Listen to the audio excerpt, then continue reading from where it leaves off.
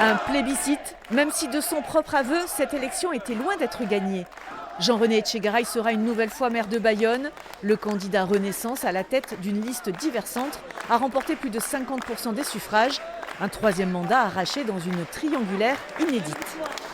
Se retrouver dans la configuration d'avoir obtenu la majorité absolue, c'est bien évidemment un très bon résultat.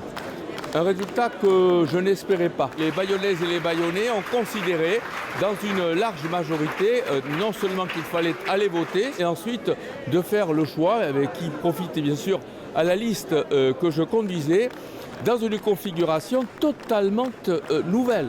Première nouveauté de ce scrutin, l'alliance de deux listes d'union de la gauche historiquement concurrentes.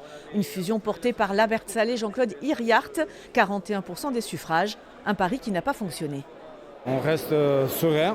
On a fait les choix qu'il fallait aussi pour que l'alternance qui était souhaitée par une partie importante de la population bayonnaise puisse devenir effective. Donc cette offre-là existait.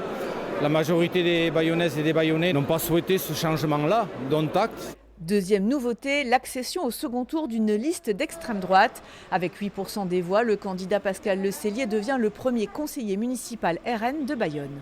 On a perdu 2 points qui sont allés chez M. Etchegaray, donc pour nous c'est une petite déception, mais l'important c'est de retenir le premier tour où on a fait près de 11%.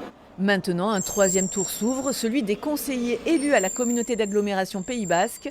Jean-René Etchegaray briguera-t-il un nouveau mandat de président? Il laisse planer le suspense.